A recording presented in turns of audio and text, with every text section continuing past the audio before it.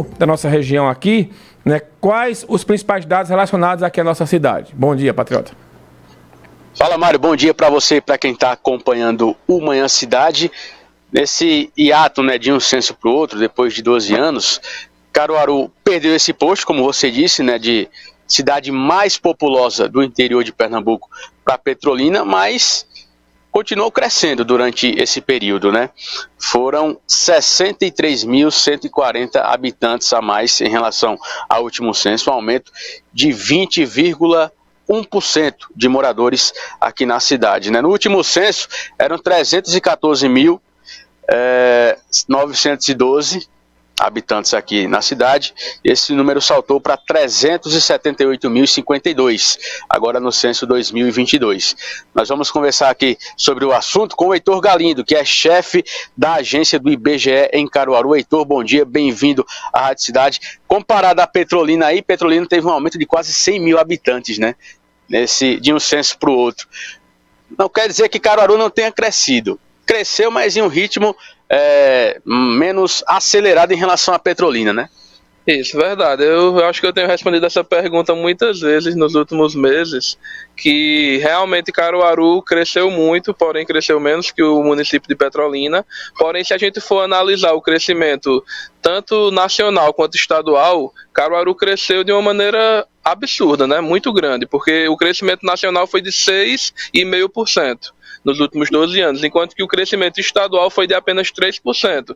Então a gente vê que Caruaru está seguindo uma tendência completamente diferente da tendência estadual. A gente percebeu também com os resultados do censo que a maioria dos estados nordestinos estão tendo um crescimento inferior ao crescimento nacional, né? A região do Brasil que mais tem crescido é a região centro-oeste, né? Tem tido um desenvolvimento muito grande com relação à sua população, enquanto que o Nordeste não. O Nordeste tem perdido a cada censo mais representatividade no quesito populacional a nível nacional. Já Caruaru não. Caruaru está numa tendência totalmente diferente, né? Teve um crescimento de 20%, Petrolina também. Então a gente vê que está tendo uma migração maior da população brasileira para o interior. Isso foi visto até, inclusive, aqui na nossa capital, em Recife.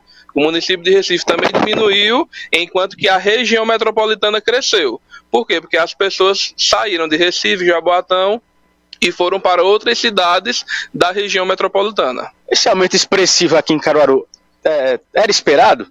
Era esperado, né? Antes do censo iniciar, o IBGE divulgou a estimativa populacional e aqui em Caruaru a estimativa era de 369 mil habitantes. E a gente terminou o censo vendo que a população caruaruense é 378 mil. Então a gente ficou acima do esperado, né? Então isso mostra que Caruaru realmente seguiu a tendência de crescimento que a gente tem observado nos últimos anos, né? Essa tendência de crescimento vem vindo, não é de agora. Em outros censos a gente já percebe que Caruaru tem crescido dessa maneira exponencial como a gente tem visto nesse momento agora. Dá para colocar que Caruaru e Petrolina são cidades com características diferentes também, né? A cidade mais próxima de Petrolina, do lado de Pernambuco, fica o quê? Aproximadamente 60 quilômetros.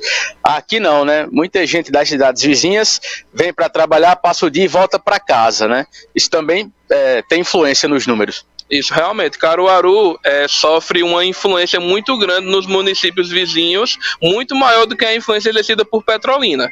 Tanto é que os municípios menores ao redor de Petrolina, todos eles tiveram sua população diminuída.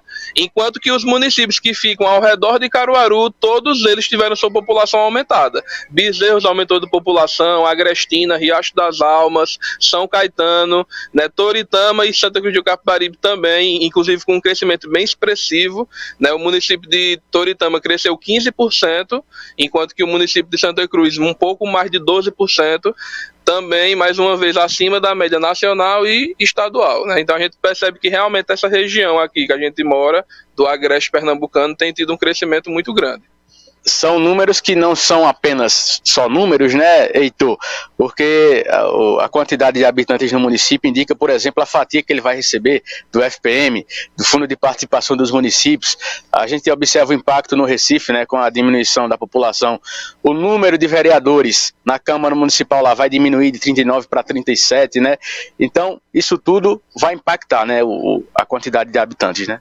Isso, exatamente. Essa quantidade de habitantes dá subsídio para diversos cálculos que são feitos para definir diversas peculiaridades, né? Como você citou, a quantidade de vereadores, também o valor que vai ser repassado para aquele município do FPM, que é o Fundo de Participação dos Municípios. A gente tem também o FPE, que é o Fundo de Participação dos Estados, que também é com base nessa população divulgada por Estado, né? No caso de Caruaru e de municípios que têm mais de 200 mil habitantes, o FPM não é alterado com a alteração da população, já que acima desse patamar, aquele município fica inalterado na faixa do FPM que ele faz parte. Quem é mais afetado pelo FPM são aqueles municípios menores, né, que tem menos de 200, na verdade, menos de 154 mil habitantes. Qual a parcela aqui em Caruaru que não chegou a ser recenseada? A cobertura foi dentro do esperado também?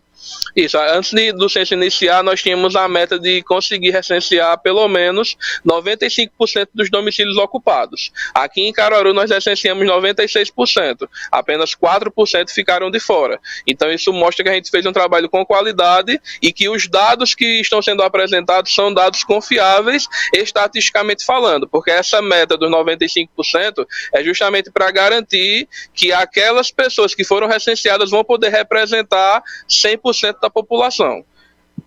Esse intervalo de tempo, né? O censo era para ter sido realizado em 2020, né? Mas por conta da pandemia acabou sendo postergado. Para umas cidades foi bom e para outras nem tanto, né, Heitor?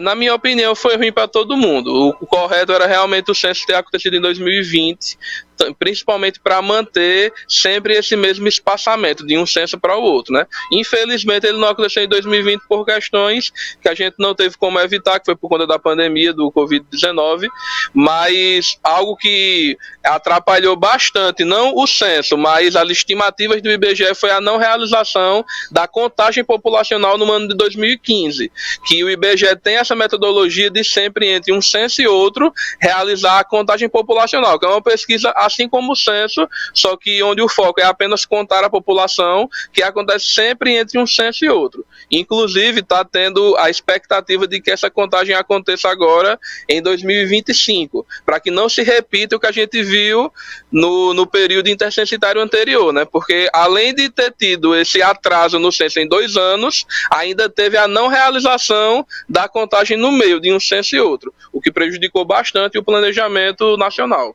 Os dados com relação aos bairros, a população de cada bairro, distritos, devem ser divulgados quando?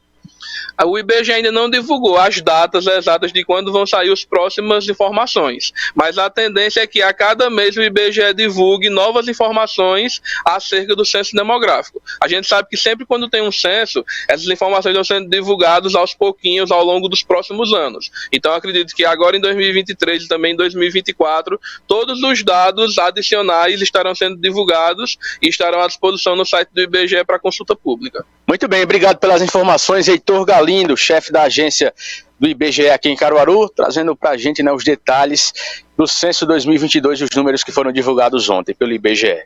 Mário.